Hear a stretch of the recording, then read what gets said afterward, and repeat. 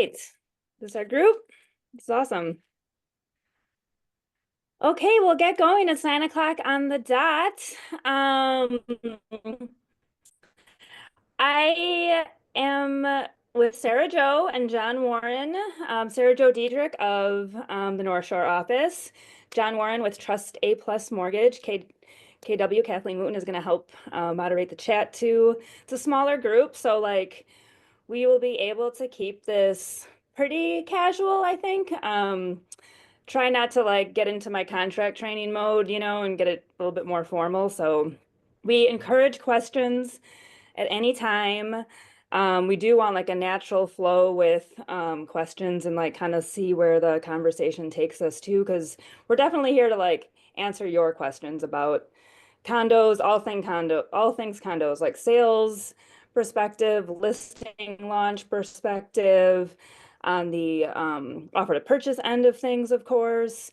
And then John is going to be a great resource for us in terms of kind of like navigating what it looks like on the underwriting end of things, because it can be tricky for condos to get financing in some, depending on the association, right? So we really wanted to have a mortgage lender with us today too. So Sarah Joe, first off, she's been with us for 5 years now. She's been a realtor since 2005, I think, and has spent a lot of her career focusing on condos, really found her niche there, kind of learned and fumbled through and realized, hey, like this is a really great way to build your business, focus on certain associations.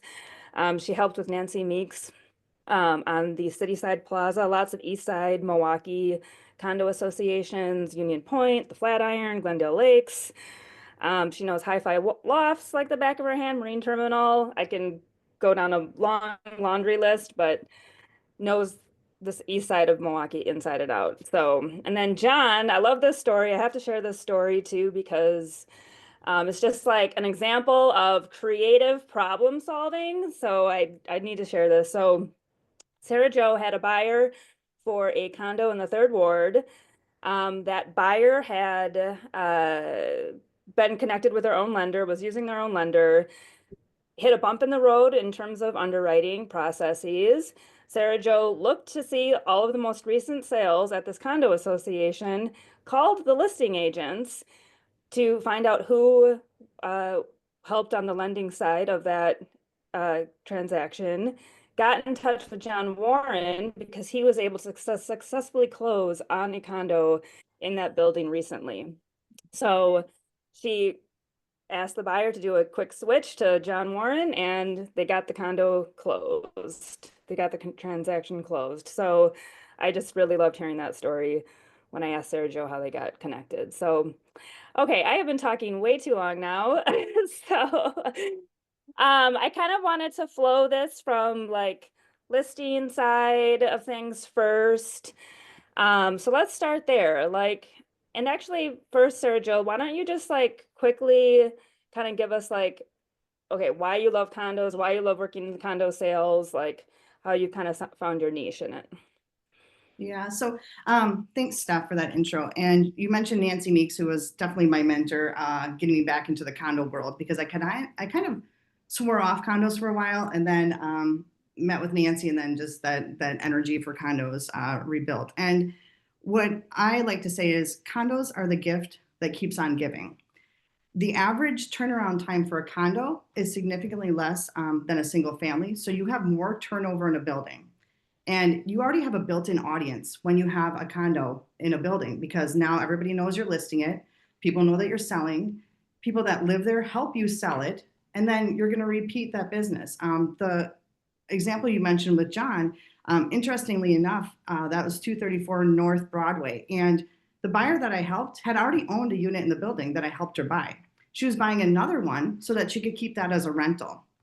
So I have sold the same condo 3 or 4 times over. And I've sold condos to people in buildings that own various units in the building. So I always say it's the gift that keeps on giving because once you get a foothold in a condo building, It's up to you to keep that relationship going, but you have a good source of continued business for a while.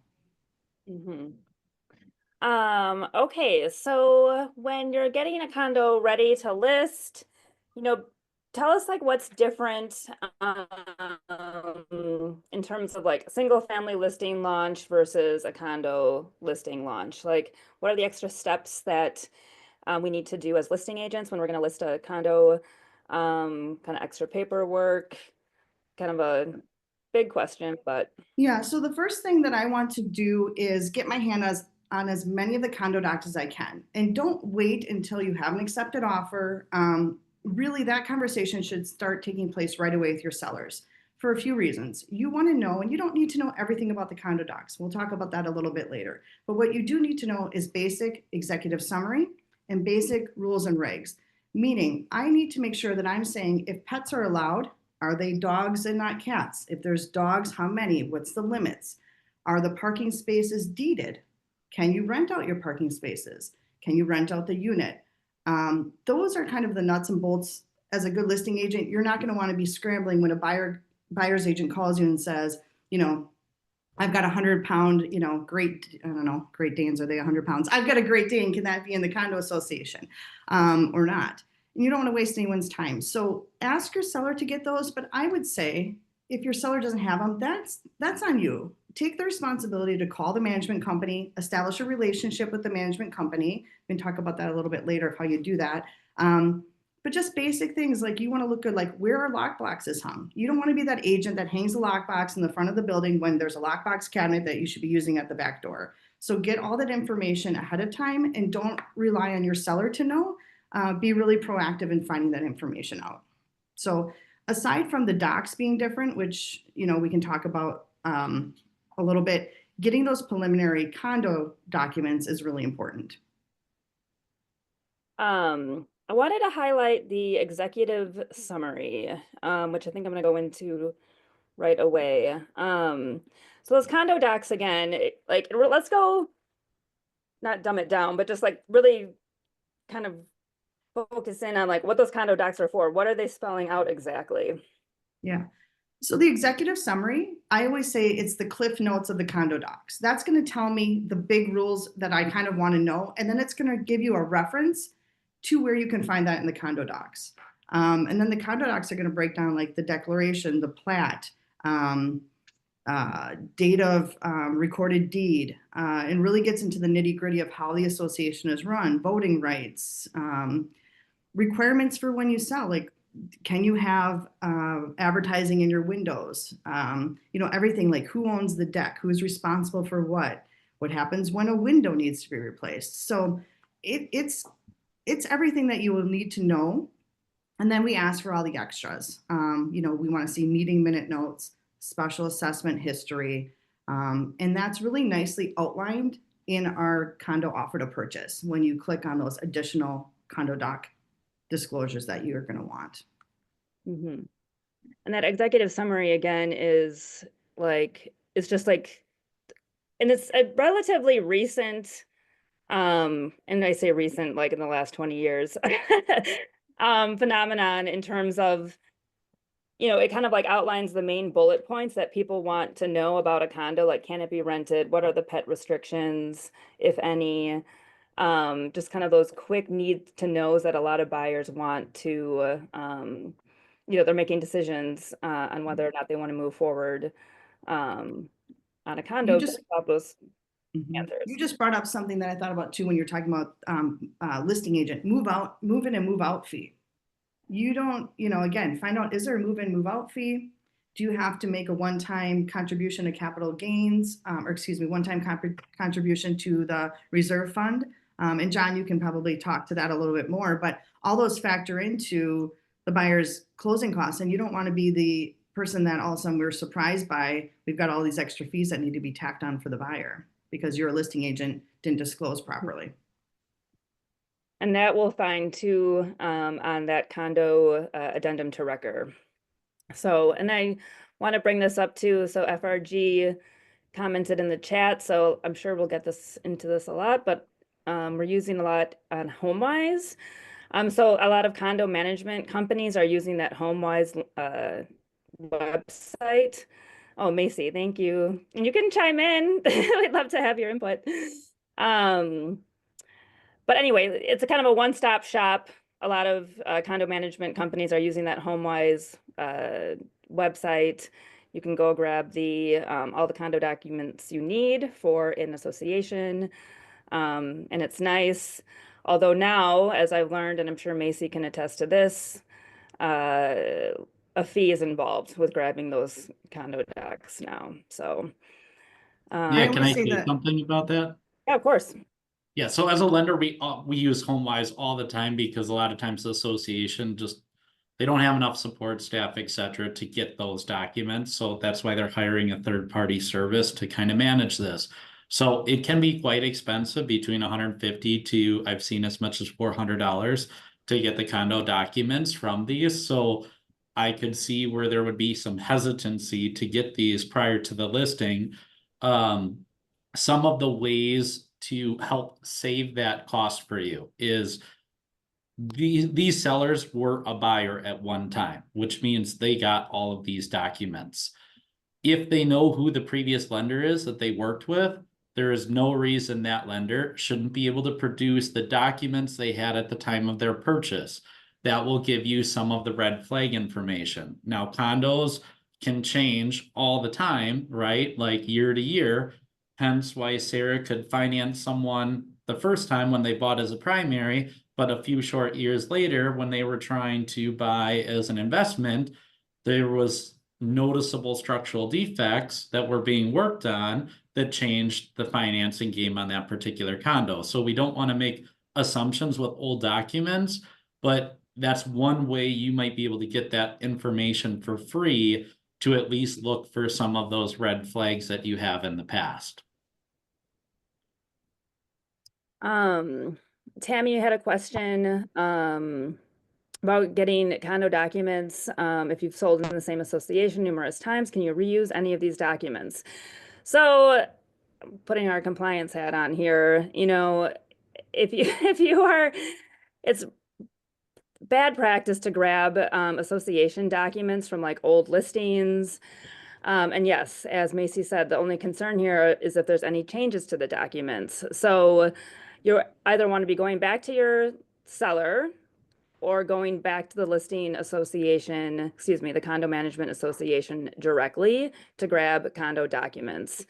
We do not want to be going into MLS and grabbing old ones, even if we've got stockpiled versions of these condo documents. We don't want to be, again, back to Macy's point, if anything has changed in there and we're providing old documents to a buyer, that could be on us. So we want to make sure that we are getting it directly from the seller or the management company specifically.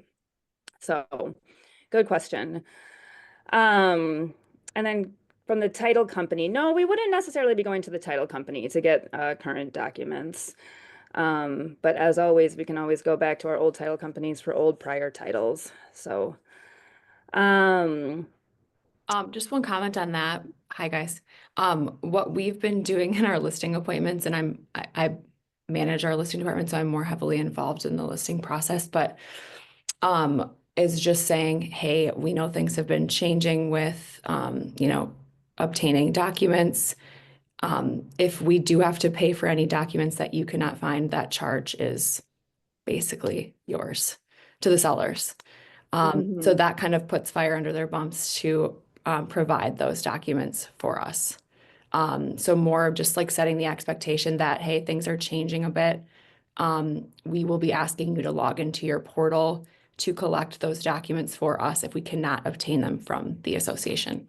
And it's been working. So in the past, we've literally just sent a long email to the association right before we list and asked them for everything that we needed. And most of the time they would give us everything we needed, but it is completely done a 180 and everything has changed. And they literally just send me a link now and don't even answer any of my questions. okay. So Kind of lose that contact, or totally. maybe, yeah. But yeah, don't be shy to put that cost again on your sellers, right? So, um, Okay, I'm gonna go back to my list here, everyone. In terms, let's recap too. So listing a condo, what we want you guys to hear really is just the extra steps involved. You know, I really want to go back to Sarah's point too, just about getting those details down in terms of, and they seem so minute, but like, where's a lockbox hung? Where like best practice in terms of getting into the condo association building itself. A lot of these East Side associations have very sophisticated entry systems, right? So really making sure you're asking those questions so you're not scrambling. Getting the condo docs ahead of time, using HomeWise, and establishing that relationship with the contact management or with the condo association management contact, because they're going to be your best friend in this process too. So, Sarah Jo, anything else about the listing process? I don't think so on the listing end. I think getting the meeting minute notes is really important too, because a lot of times sellers are like, I mean, I don't know, I didn't go to the meeting. I think, I don't know. Some people are more involved, some people aren't. So getting ahead of that will help you too, because it'll talk about possibly any pending special assessments or things happening in the building. And then again, you're not having these discussions with buyer's agents. You're saying, here are the recent meeting minute notes. And then the onus is on them to do their due diligence and contact management company or the condo board. I'm going to pull up a executive summary again here and that condo addendum to the record.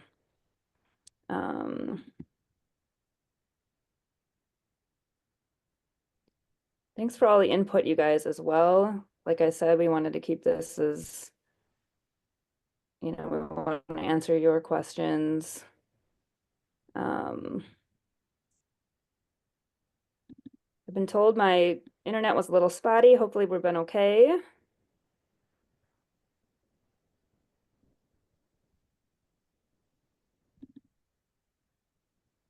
Bear with me here.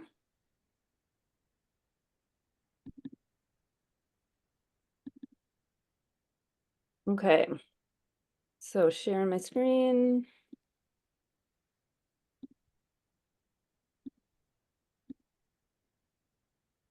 Okay, can everyone see that okay? Mhm. All right. So we've got, this is again, that executive summary. Wanted to highlight this specifically.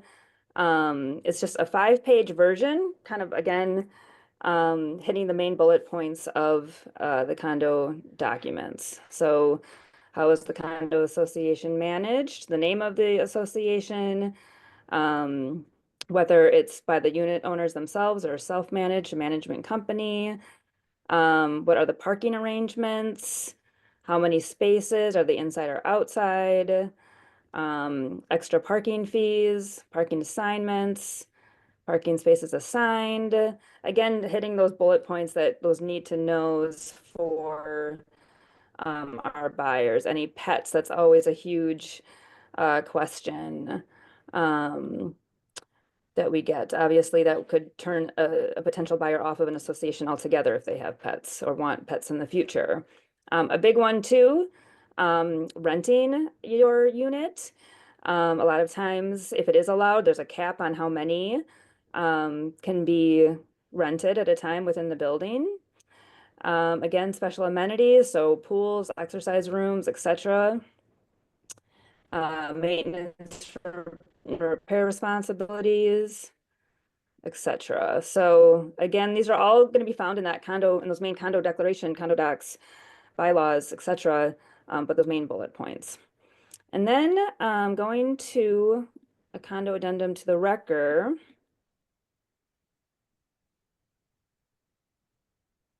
This one, again, putting our compliance hat on here. Joan and Kimmy and I run into a lot of issues as it relates to move-in and move-out fees and special assessments. And so this is right on that condo addendum to the record. Make sure that your seller is seeing that question. And it's right here between 27 and 30. It just spells out the assessments that the unit owner is responsible for. If there's any pending special assessments, have all current charges been paid? And then if there's are any move-in or move-out fees, and to name them here. So a lot of times people are finding this out, maybe a week before closing. Also, another more information that is found in bylaws, but it's nice that it's like right here attached to the real estate condition report. And this is a required document. So when you are listing a condo, this is going to be attached to your real estate condition report. I think a such question. Steph, I thought about one other thing to check when you're a listing agent. Make sure that you go and look at which parking spaces they are and which storage lockers. The most common times that we get into legal problems with condos is that somebody sold the wrong parking space or the wrong storage locker, didn't get assigned right. In buildings, there can be the same number on different levels, and there can be discrepancy with what the seller thinks is their storage locker and which the management company has on file as their storage locker. So I've run into a couple problems on that. So not that they just say our parking spaces are 110 and 111. When you're at your listing appointment, ask to go see those spaces.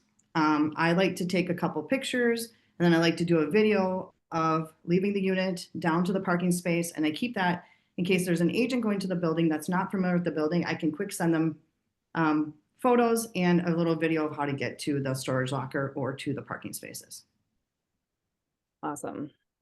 And that's a good lead into, when you are inputting all of this data into MLS, you're going to want to make sure that all of that is spelled out in the private remarks, so that as a buyer's agent, when I'm showing the property, I've got, I can easily identify those parking space numbers. And any, again, any notes that you can leave somebody in terms of where you can locate them. A lot of these garages can be pretty complicated, actually. So, okay. So any questions so far? Any more comments? Okay. Let's lead into, I'm gonna piggyback off of Tao's question here, about non-warrantable condos. And I think that's a good segue into John here. And kind of giving your perspective on the process. I'm going to stop the share here. All right, John. Yeah, so warrantable condos. Most of what's in those documents is going to tell us if a condo is warrantable or not. Warrantable just means that it is approvable with Freddie Mac or Fannie Mae financing. That's all it means. It doesn't mean it's not a financeable project with other products, etc.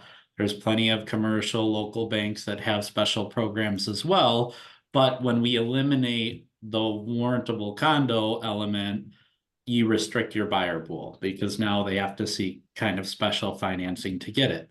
So what makes something warrantable is not only meeting the guides that Fannie and Freddie have put before us, saying X, Y, and Z makes this condo financeable, but also the lender you work with.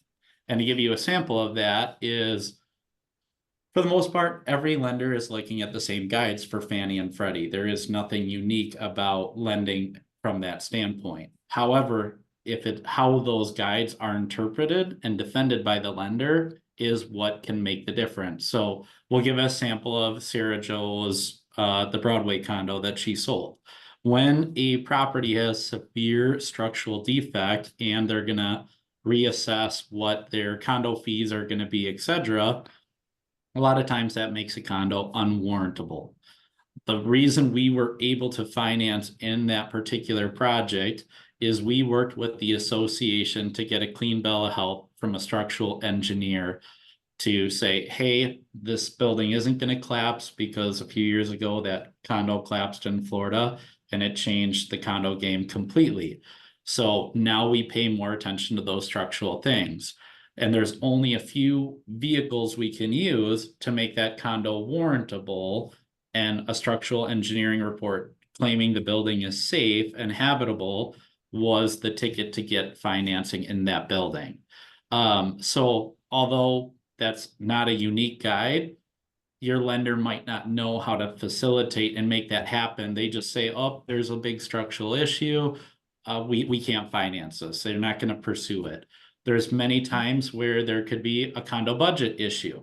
Now, condo budgets, going to Sarah Joe's listing, I would pay attention to the budget. If they don't have 10% reserves, which I'll show a screenshot a little later in the presentation of what a reserve budget looks like, you do not want to accept an offer if someone's doing less than 10% down. It will be denied every time by every lender if they're doing Fannie or Freddie financing.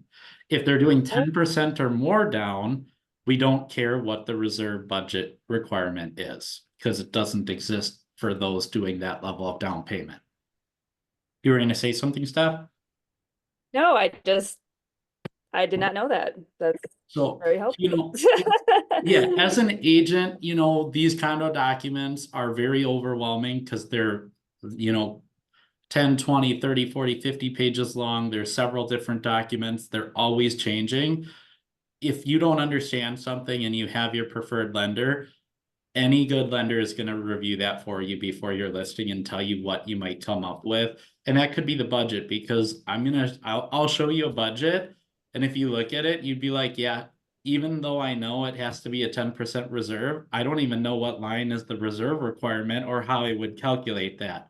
And you don't want to be in the position where you have to be the expert on something you don't know. That's why we have strong referral partners, etc., until we get that knowledge. So there's about 7 things you have to worry about with a condo. Single owner concentration. That means that one person owns 25% of the units and they don't intend to market those units in the near term future. That would make a condo unwarrantable. If it's a condo of 5 to 20 units, anyone who owns 2 or more units makes that condo unwarrantable. There's nothing we can do, Fannie or Freddie, it eliminates it.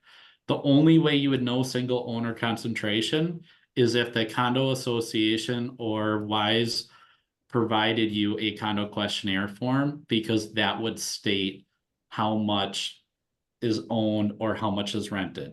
Another thing is, if 50% of the units are rented, it's a non-warrantable condo. So we want to pay attention to those really high rental type of condos, which there's very few in the Milwaukee area.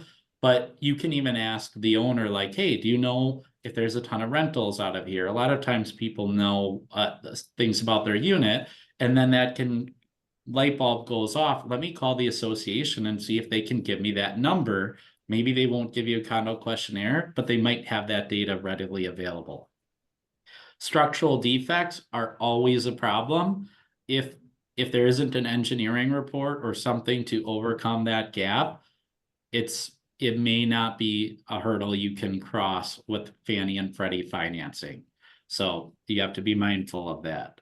If there's a large special assessment, let's say because there is a major structural thing, sometimes that can complicate the lending process for that condo and make it unwarrantable. There's several things that go into it, and I don't want to get into the weeds of condos. I just want you to think, super large assessment, I should talk to someone about that. Large structural problem, I should talk to someone about that. If there's active litigation, I would say you have a 5 to 10% chance of getting that condo to closing. The only way you're getting that to closing with active litigation is if an attorney basically writes a letter from the insurance company saying they have coverage to cover whatever estimated damages are going to come from that claim. That normally is at the end of the litigation process. No attorney on the front end is going to say, yeah, our punitive damages and structural damage, whatever damages occurred are restricted to this. They don't know that till the case develops. So we want to be very mindful of that active litigation. Those are the ones that are going to instantly stop your transaction, where you need to start talking to local banks or do what's called non-QM mortgage products, which I don't really want to touch on because it's so few and far between when you're dealing with those transactions. But those are the main red flags. Now there's a couple other ones, but I'm going to call these ones preventable. Insurance for the association. This is a major issue right now, especially with how the industry is navigating roof insurance, right? They're not willing to provide these guarantee coverage policies, et cetera, to cover these roofs. And that can be a huge problem for underwriting in a condo. At A+, we are unique that we are pretty much the only local direct lender left, meaning we directly underwrite our condos. Our CEO underwrites it, defends that condo underwrite, and we can do things and have flexibility with these insurance changes that I would say 98% of lenders are going to deny for the roof insurance not being adequate, etc. So working with a lender on those things is important to be mindful of that insurance, especially with the roofs right now. There's other subtle minutia with it. I'm not going to go into because it's underwhelming, but very important who you're working with if you're insurance, because it is a preventable problem in your listing. And then lastly is really that budget, which we've worked with condo associations to reroute their budget because they put line items that are technically reserves that should be classified that way, but they call it something else, kind of like a slush fund thing. And so we can help them redo that budget to make that warrantable for those that are doing those lower down payments.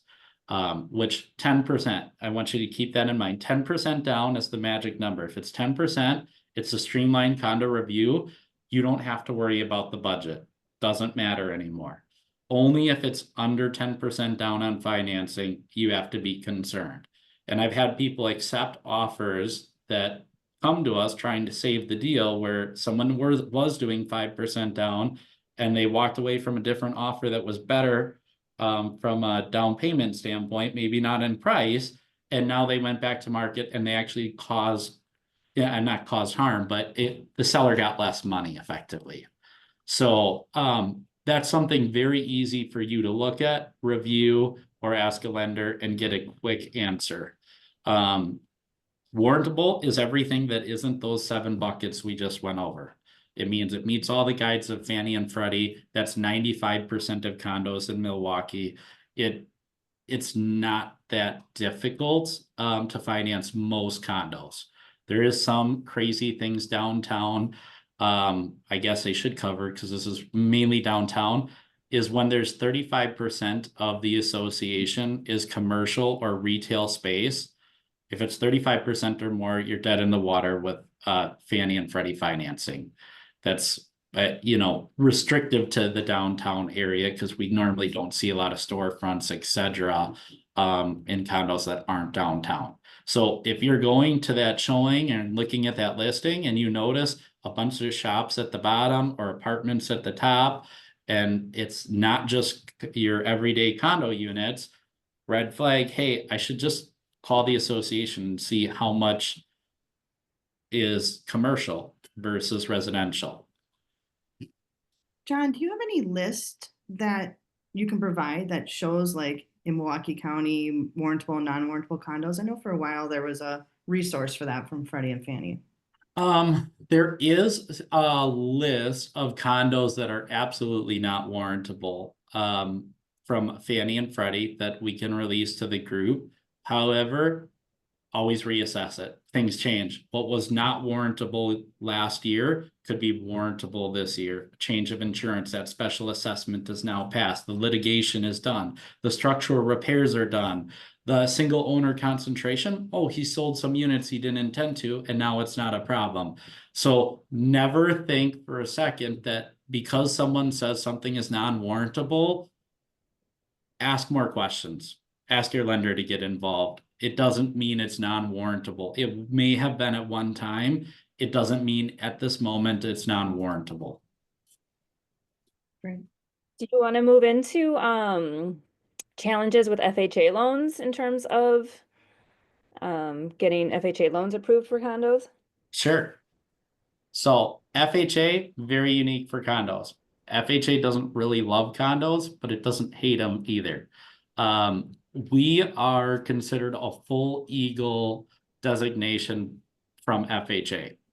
Fancy way of saying that my CEO has the ability to underwrite and approve a condo association for FHA that makes it financeable for any lender in the entire country. It's not something we use very often. It would be extremely rare to have a condo that we would go that involved with because it is a pain in the butt to get a condo approved. So what most lenders will do when you have an FHA buyer is first, we're going to go to the HUD website and see if that condo is FHA approved. I think there's less than 20 associations in Milwaukee that are FHA approved and active right now. So for the most part, you can assume that you're probably not FHA approved, but I'm going to provide the link in the chat here where you can actually look up that condo association and just see if it's approved, expired, etc. If it was approved at one time and expired now, does not mean that it's easy to get it reapproved. So what many lenders will do, because 98% of condos are not FHA approved already, is do what's called a spot approval.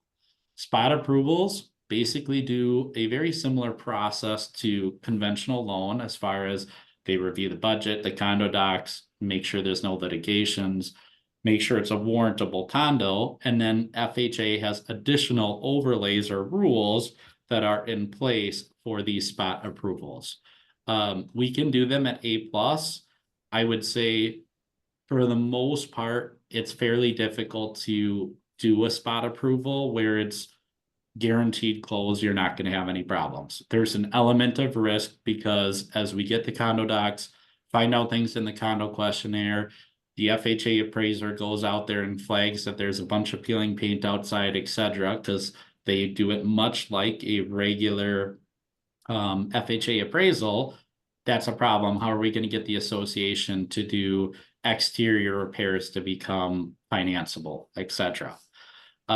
So it's possible to do spot approvals. There's many condos that are wonderfully maintained.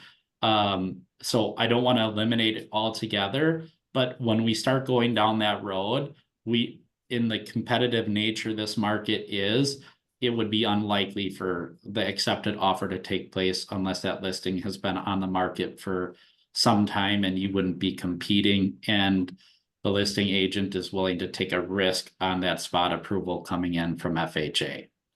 Sure. Awesome. Thank you for this. We had a question earlier in the chat about getting, and I think Sarah, Joe, or John could answer this, getting more information about the history of assessments and condo fees over the last several years. I mean, we could do MLS searches too, right? Oh, there's another chat here. Yeah, can you speak to that? I just make it part of the condo doc review that I want to see that and get it from the management company. Okay. They should be able to give you a reserve study, past special assessment history, just tell them how many years back you want to go. John, maybe you can, I don't know if that's important on your end. I like to go back 2 years with meeting minute notes if you can. Special assessment history and any upcoming, I just ask for it. And I will have the management, property management person put that in an email to me that I can forward if that's the only way I can get it, so that I'm not verbally saying, oh, there's never been any special assessments or condo fee changes. I like to have that in an email from them that I can forward, so I'm not the one directly interpreting docs. I have a question to that, Sarah Jo. This is Gail Green. Yep, hey, Gail. So what if the property or the condo association won't reply to that question? I've called, I've texted, I've emailed. And so they just say, go to the website and order closing docs. And when you look at the list of closing docs, that's not available. and the seller says she doesn't have access to several years ago. The buyer's asking for 3 years. Just curious if there's any other way to obtain that. I mean, so as a listing agent, you can only disclose what you have. So at a certain point, if you exhaust all your resources, I think that's where you're at. The only other thing that I've done sometimes is bypassing the management company and going to someone on the condo board. And that's good to have a relationship with someone on a condo board because maybe they can get you something if the association's not doing a great job for their building. And I think as real estate agents too, we need to let condo boards know if the management company that they hired is not making it easy to do buying and selling in the building. We've had, management companies are hired and they're providing a service. So if you're really finding struggles with that, I think it's worth bringing to the board as well. But I don't know if Steph, from a compliance standpoint, you have a different response, or maybe John, but I mean, if you can't get it, you can't disclose it, right? I don't know. I mean, I think then if it's material to the buyer and if it's something that they don't want to move forward on because they cannot get it, I think that's just, unfortunately, if we can't, if we can't obtain it and it's something that's important to them, I don't know that that's the association for them then. Awesome. Thank All right, well, let's move back into, the preparing for an offer, working with buyers on condo associations, working with condo buyers.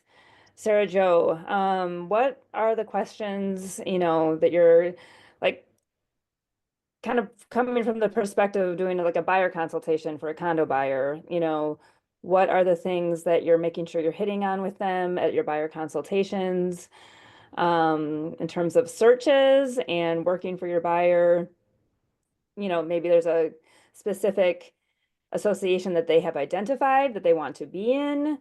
Kind of what extra steps would you do for that buyer?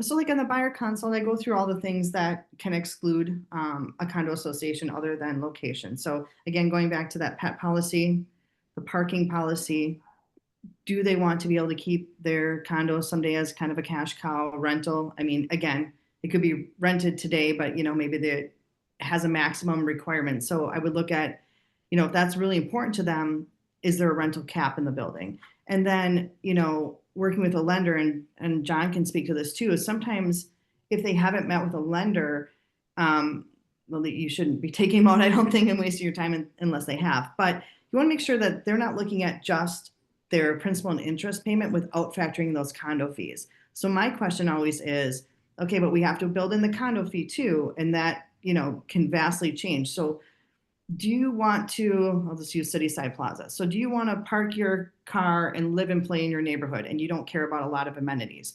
Or do you want to go to the Blatz, 270 East Highland, and I want to never have to leave my building if I don't have to? I want a workout room, I want the pool, I want, the clubhouse, I want a concierge. Are you willing to pay for those things? So that's, I think, a big thing of finding out, what does your condo lifestyle look like and how much in condo fees, after talking with your lender, do you want to factor in? Because that's going to change the price point of where we look. So those are the big things I talk on in a buyer consult. Awesome. In terms of, and kind of just like getting into, just going that extra mile for a buyer. If you have a buyer who's identified a specific association that they want to be in, have you ever written letters to owners there and seen if anyone wants to sell? Yep, we've done that where we've canvassed buildings. And this might get into one of my hot tips, but I think making that relationship with the property manager sometimes can be your best ally because they know of things coming up. In a building that I have a condo coming up in now, I know of another one coming up because I've talked to the management company and they know so-and-so has been thinking about moving, or so-and-so's unit's going to come up. So really, if you want to be an expert in a building, you have to establish those relationships with the management company. And if you happen to know, somebody on the condo board, I mean, we've got a lot of KW agents that live in condo buildings, and I won't call anyone out because I don't want to say where they live if they don't want people to know, but having good relationship with colleagues that live in the building and can give you an in for some of those things. Totally. Awesome. All right, getting into offer preparation. Once there is an accepted offer, the extra steps that we need to do between contract and close. So let's talk about what are the kind of things that you are doing to prepare for writing an offer. Number one, any extra homework that you're doing beyond, a typical single family purchase. Yeah, and we'll talk about the condo doc review period too. Yeah, so I think, so one thing, again, hopefully you have a strong listing agent for condos, but sometimes people don't know what they don't know. I would like to get the docs myself and be proactive. So if I at least know the building, I probably know the management company. If nothing else, they should have that addendum to the record filled out so I can contact them. I want to get ahead of that as much as possible. Yes, you've got we'll talk about this, the 5 business day right to rescind based on unsatisfactory review. But why are we wasting time if there's something unsatisfactory already? So really getting my hands on those docs, I feel that's just as much responsibility to me as it should be to the listing agent. And if there's lacking, then I'm going to know what's lacking. Again, you're going to look in that offer and go down the bullet points of what should be in there. I think it comes with time and practice. You can just look at docs and just know, okay, that's missing, this is missing. And then, oops, that's here on the screen. And then what else? Oh, make sure you understand, explain to them how a home inspection contingency works with that and how homeowners insurance works, because it can be a little bit different for condos. So home inspections of, people will say, well, why would I want to have a home inspection of a condo? Well, I mean, you do, because you have not only an inspection of your unit, but of the limited common areas. I had one time a home inspection where I had a really great home inspector. They looked down in the garage space and said, Sarah Jo, I see just like a lot of things are kind of red flags. And now my buyer is not going to buy the whole garage, but he identified enough wrong. It's a little bit more complicated than I can really articulate, but there was enough wrong in those 2 parking spaces. A year later, that building was undergoing a special assessment for structural problems with the entire garage. So he did identify that. So remember, you have limited common areas too that your inspector can look at, which I think is important. And then from the insurance standpoint, you're still almost looking at it like rental insurance from the walls in, and understanding where does the umbrella condo building insurance come in and where does my insurance come in, and just kind of explaining that delicate balance of, what if the water heater from above me leaks? How does that work? It's worth going through, even though no one likes to think about things going wrong. They do go wrong in condos, and where is the responsibility for those things? Do you want to expand on what common versus limited common areas are? So limited common areas, you have like your parking space, right, for a limited common area, but you might have shared common areas such as, think about the Broadway. So there's shared patio spaces or shared courtyards like at Lake Bluff or something like that. So you all own into something, but you don't have just one particular spot in it, if that's making sense. Mm-hmm. Who else It do we does. have on here for condo experts? Amanda, she can explain if did that make sense? 1000%. Going back to, do you want to give, well, yeah, I'm going to go back to condo document review period. So going too far here. So what is different? A big difference between writing an offer on a condo versus a single family home is this condo rescission period. So as a part of our offers, a part of the condo offer to purchase, within the terms, within the provisions, it states that the seller is going to deliver the condo docs within 10 days after acceptance. There are the standard documents that all sellers must provide. So this is that list, starting on 111. I'm not going to go through each one. But that's standard. So it's built right in. It's not an option. Seller is delivering those condo docs. And once received, then the buyer has 5 business days to review them, and they may rescind the offer based off of anything that they might see within those condo docs. So it's nice. It's unique to the condo offer. You do not have to cite the reason for rescinding the offer within that condo doc review period. You don't have to specify what it was about what you learned in those condo docs. You can just simply say, I am rescinding the offer based off of my right within the condo doc review period. What is now, again, it's been a few years, but it seems recent. There's this extra contingency now for additional condo information. So if a buyer wishes, they can include this contingency for additional documents. So we've got financial statements here, the minutes of the last 3 unit owners meetings. So kind of going back to Gail's question, though hers was 3 years, but this is where, you are going to learn any pending special assessments. What's the condo board discussing? What changes might be happening within the association? Are they going to be increasing condo fees, etc.? So you're going to find a lot of that information within those meeting minutes. Minutes of the condo board meetings, association certificate of insurance, etc. So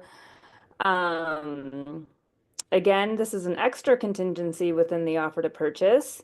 So make sure that if your buyer wants to include that, we're educating them on that and going through that. And then, same rule applies in terms of the review period. Once they receive those, then they get an extra 5 business days to review those as well. And again, can rescind at any time based off of what they learn. Hey, Steph, can you scroll down a little bit on your screen? I just want to point out lines 173, which we often get wrong. It's buyer's actual receipt of these materials. So the clock does not start ticking when you as a listing agent think that you've made delivery to the buyer's agent. The buyer's agent must then deliver to the buyer, and buyer must sign a notice that they're an actual receipt. Then that 5 business days starts clicking. So this just all points back to why you want to have those docs right away delivered. I'd like them delivered, day of accepted offer, if not earlier, if I know someone's writing. It'd be great if we could even waive them with an offer, but it's buyer's actual receipt. And that I get a lot of calls on the helpline about that as well. Thank you for making that distinction. I also want to caution buyers agents out there too, in terms of receiving condo docs through the MLS portal, the MLS data. A lot of times we are attaching our condo docs and we can find those condo docs on MLS, which is great.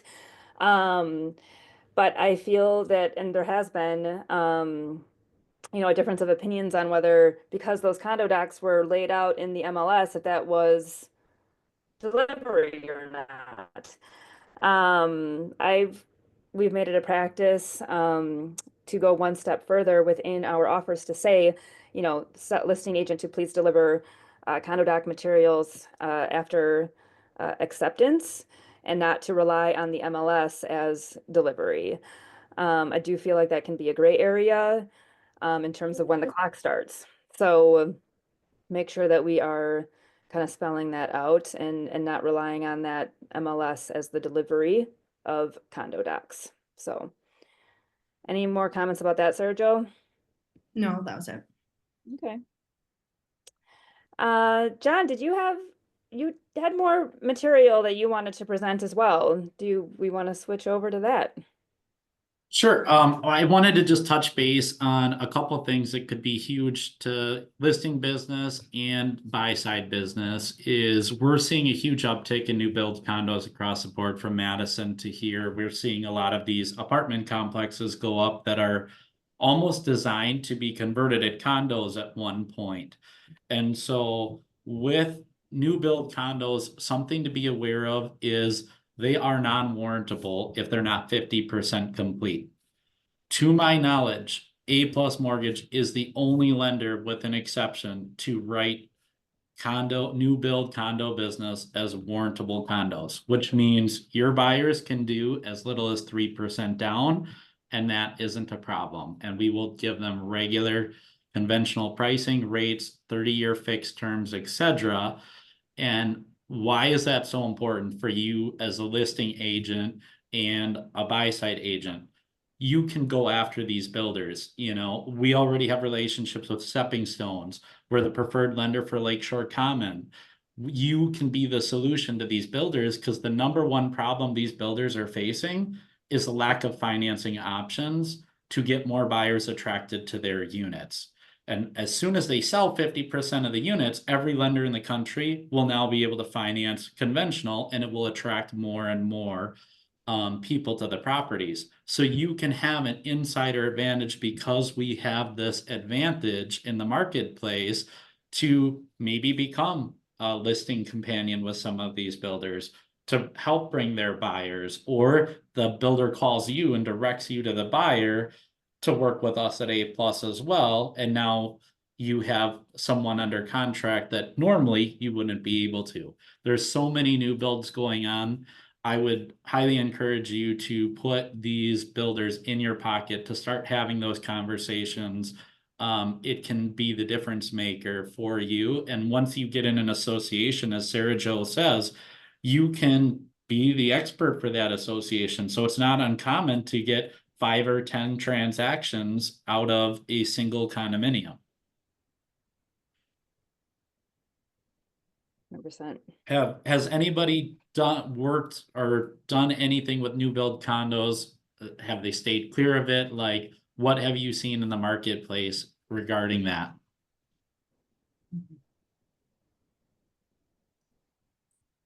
Sara Jo was commenting, and you know, we were just talking about this morning, just how, I mean, condo developments were all the rage in the mid 2000s. You know, there was tons of city development, again, back in the mid 2000s, and it just is so rare now, these new construction developments, at least on the east side. I know that Nikki Kunick was working on one out west. But yeah, any other insight? I mean, Lakeshore Commons, obviously.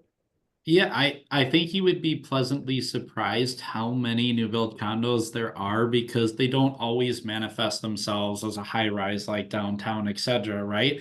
What we're seeing for a lot of new builds is maybe it's an association where they're going to build 40 townhomes, side by side condos. That's something I see fairly often. I don't know where every single project is, but I promise you, if you talk to builders, you'll be able to find out, like, hey, where are your new condo projects? Do you have any in the books? Where are you looking? And if you're looking to be on the downtown east side, I don't know what projects may or may not be on the horizon for that, but you know, it's something that the builders are going to be able to tell you. Unlikely, because that area is kind of overdeveloped to a large degree. Like, it's going to be hard to have a big condo project going. Unlike Lakeshore, Oak Creek, there's a ton of land to build, right? But you'd be pleasantly surprised at how great of an opportunity it could be for you. I have a question about somewhat new build condos. Mhm. Actually, the condo I live in was actually built in 2007. They were going to do 15 buildings. They have 2 done, which makes it unwarrantable. But the project actually died because 2008. But so now there is no intention of completing that, but still it's listed as, you know, a non-warrantable thing for many lenders. Like, how, if you come across a situation like that, like how can that association or you as a listing agent, you know, make it known or whatever that it's actually considered complete now with these 2 buildings instead of 15? Right. So, I mean, a lot of it is going to come down to what do the current condo docs look like, et cetera. A lot of times when a project is formally terminated, we're going to call it, it's not uncommon to see changes in the paperwork or some type of evidence that this project is dead, it's no longer continuing, and these are the only two buildings in the association. So we would start to look at that paperwork and go down that trail, and see where it leads before making a determination of warrantable or non-warrantable. It's literally going to be a case by case basis with that type of a condo.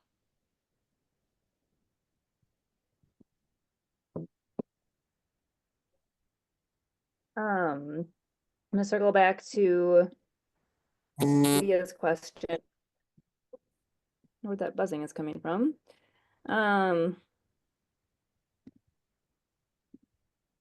right, Leah, and for those of you, in terms of getting that condo doc receipt signed, share my screen again.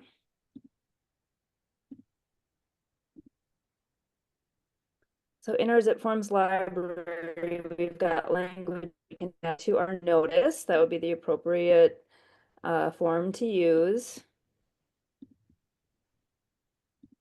We'll do a little Zip Forms clause library training. Adding the clause. We've got our global clause library here. Condo disclosure materials receipt. So we're gonna go here. I'm gonna insert this. So we'll have our buyer sign this once we receive all of the documents, and then send this back to the listing agent, and that will start the clock. Okay, I So- just learned something new. I didn't know that you could do that. Okay, good thing I'm here. Wealth of information today. So yeah, I would just use this as our condo receipt. All right. Let's move on then. Let's just, I just want to talk about sales in general. Sarah Jo, I know you just have a lot of tips in terms of just, again, marketing.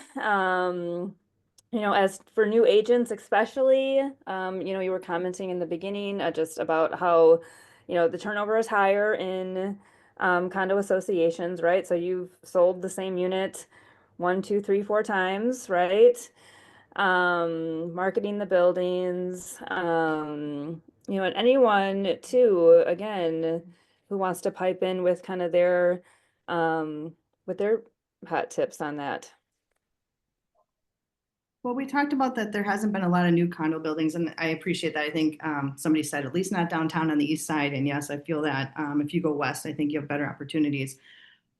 And while I do feel like I got a little leg up working on condo teams, the way I got my first listing in a condo downtown in the third ward was because I honed in on the neighborhood I wanted to work. I wanted to work third ward, and I did an open house Saturday and Sunday continually. And what I did was, I know now I'm dating myself, but I know now open house signs are so great now. In the brokerage I worked with, it was just like a generic open house sign that said the company's name. But what I did was I had 2 holes drilled on the bottom, and I made sure that my name rider and my phone number was on every house tent sign that I dragged around. And I got a call from somebody, and they said, we know you work a lot in the third ward. We really want you to list our condo. And I thought, I do technically work a lot in the third ward. I had never had a listing there, but you see your name, and it's really the long game. But once you get in, it's so great. So I would say to newer agents that want to get into the condo biz, you don't have to wait till a new project comes.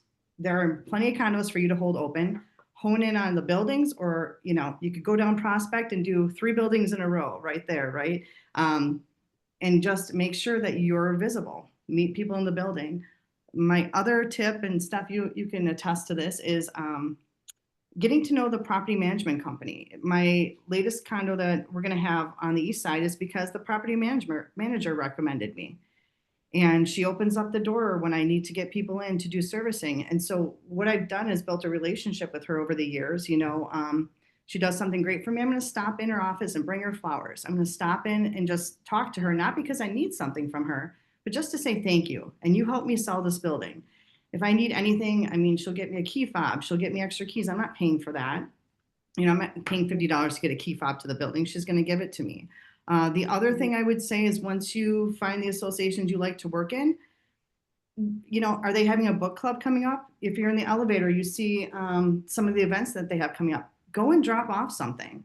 One of the buildings that I got, I noticed that they were having a Halloween party. So I thought, you know what, I'm going to drop off some beverages for their Halloween party. I just got some bottles of wine, some NA drinks. I put my business cards, just cute little design, wrapped it around there, and just, you know, give things so that they see that you're involved, you're part of the community, you understand things. And then forge those relationships with people on the boards. And then I think the other thing that's really important when you're a newer agent, you might not know, like, let's think, like, you might not know a lot about the building, but what you can do is find out how to know a lot about the building. And agents love talking about the building that they worked with the developer on. They just do. Like, they get excited about it. So, you know, if I need questions at the Modern, I'm going to talk to Lauren Siegel.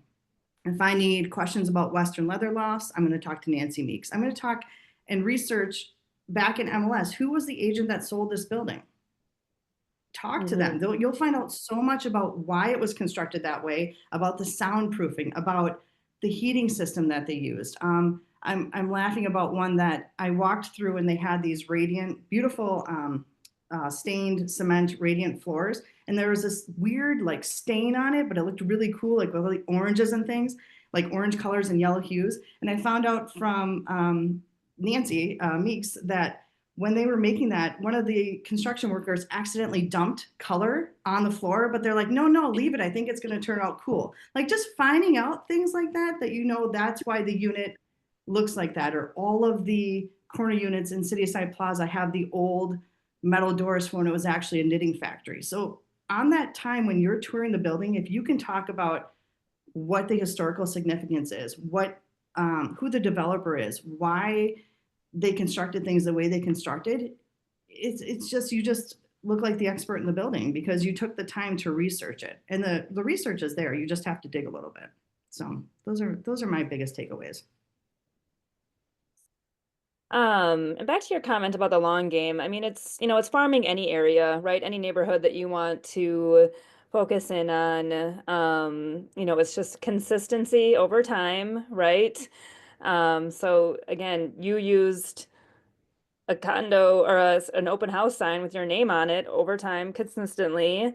But like farming any neighborhood or any association, it's just consistency, mailing, you know. I feel like that's going to be a great marketing tool again. Like, people are so used to social media, you know, email marketing, right? And I think, like, if you want to kind of stand out now, it's kind of going back to good old-fashioned mailing, right?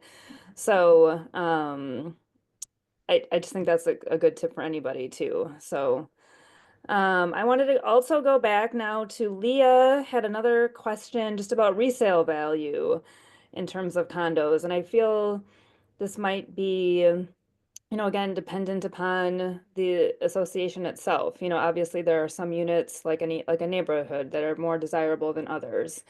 So do you want to speak to that a little bit? I want to go back to her exact question. Appreciation being different than single family homes, condo fees, a deterrent causing longer days on market, etc. Are there associations out there that you see that do take longer to sell?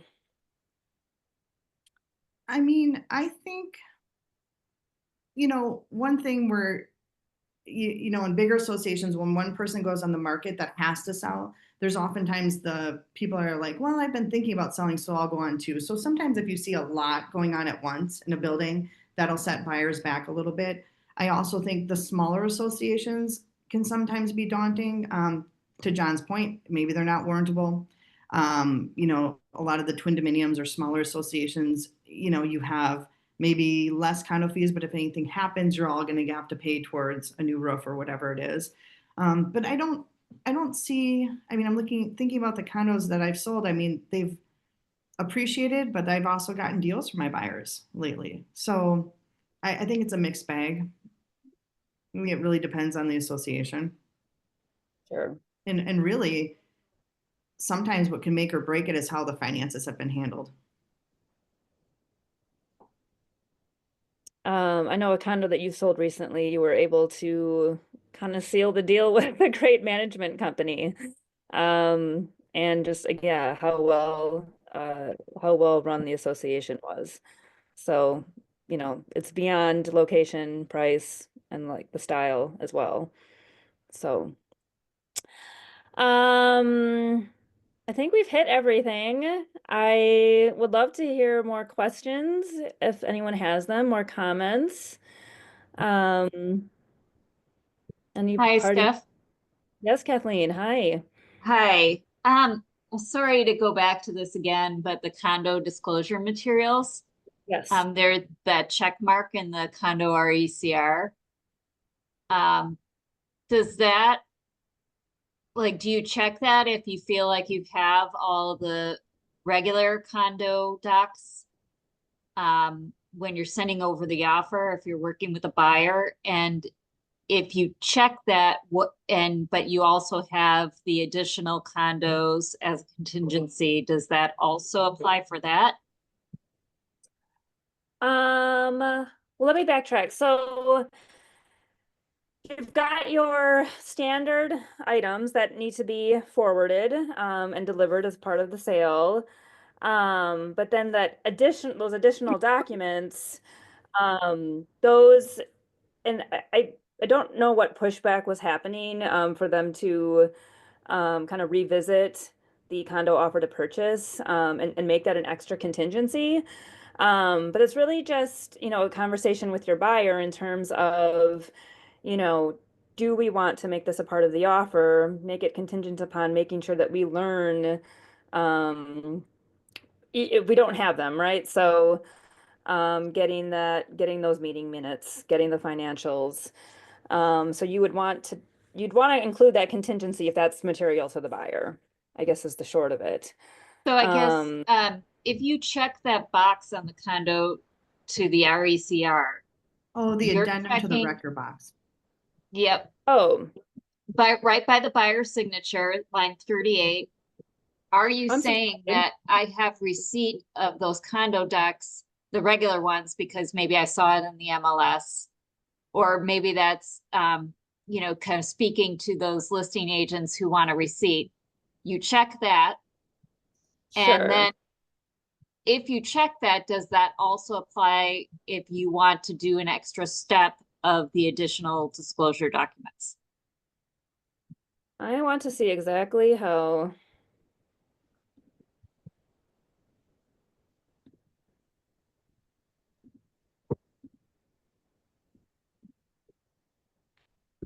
I just want to look at the document more closely. I just don't, Yeah, line 38, that checkbox right next to it.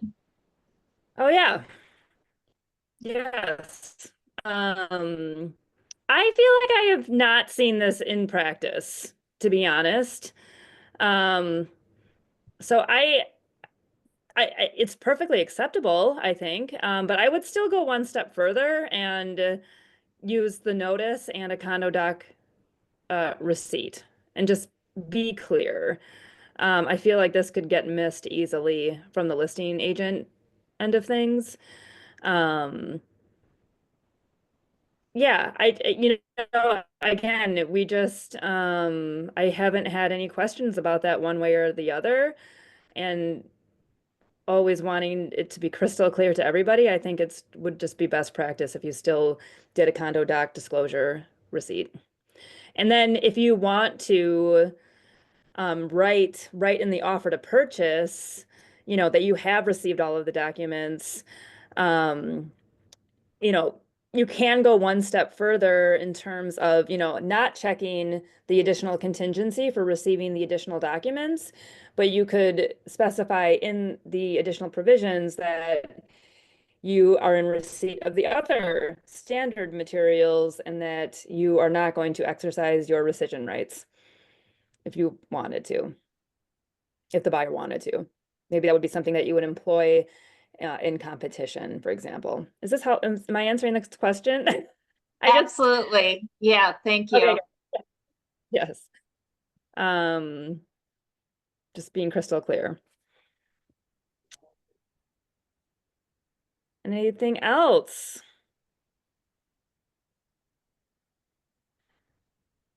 Okay, well, I know we jumped around a lot, which we kind of thought might be the case, which is fine. Again, we kind of wanted to flow with how the questions were coming. I think should be recorded, right, Kathleen? And would be uploaded to our YouTube library. I think the big takeaways here, get in touch with a lender and have a good relationship with your lender, who knows about condos and it has experience with doing condo sales. They're going to be just a great resource for you, in a years-long relationship. I know John is Sarah Joe's go-to, right? So, and getting to know those associations. Anything else, you guys? And not being afraid to do condos. It's not that daunting. Do condos. Not being. All right. Thanks, everyone. Thanks again, John, Thanks. for being here. Thanks.